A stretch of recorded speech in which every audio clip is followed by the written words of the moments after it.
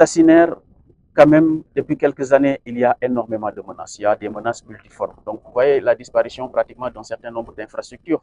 En un moment, vous voyez que cette bande de sable où nous sommes pratiquement n'existait pas en fait. Donc c'est un phénomène extra-naturel. Ce n'était pas prévisible en quelque sorte. Mais ça existe pourquoi? Parce qu'en amont, il y a des phénomènes naturels qui commencent un peu à se manifester. Alors moi je crois que la principale menace, c'est celles par exemple qui sont destinées aux habitations, surtout aux populations. Parce que on craint en fait que la houle se réveille un jour et qu'on assiste par exemple à un phénomène de submersion. Et donc si ce phénomène de submersion intervient, pratiquement il va engloutir tout ce qui existe comme habitation en face. Donc, vous avez vu à chaque fois que la mer avance, que l'eau avance, il y a pratiquement les habitations, en tout cas des zones qui sont occupées, qui sont devant, qui pratiquement plus ou moins sont occupées par les eaux, ou bien en tout cas les populations s'en vont et laissent leur maison derrière elles. Et donc, nous, ce que nous disons, c'est que nous devons encore faire plus d'efforts en matière de sensibilisation, mais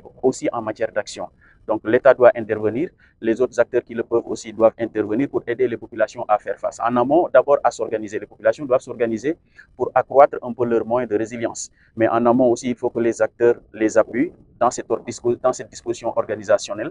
Et ensuite, il faut que aussi continuer à sensibiliser pour que ce qui est arrivé ne soit plus là. Alors, au rang des conséquences aussi, on peut citer, par exemple, à côté, parce que la conséquence la plus intéressante, c'est le fait que vous avez les terres. Ici, c'est une zone fortement agricole, mais les terres ne sont plus pratiquement cultivées, ne sont plus utilisées parce qu'il y a le phénomène de salinisation qui se développe.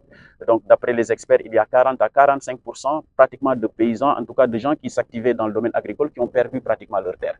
Et c'est ça qui a amené comme conséquence l'accroissement du phénomène de l'immigration clandestine, parce que les gens n'ont plus de revenus, et puis les populations se déplacent aussi.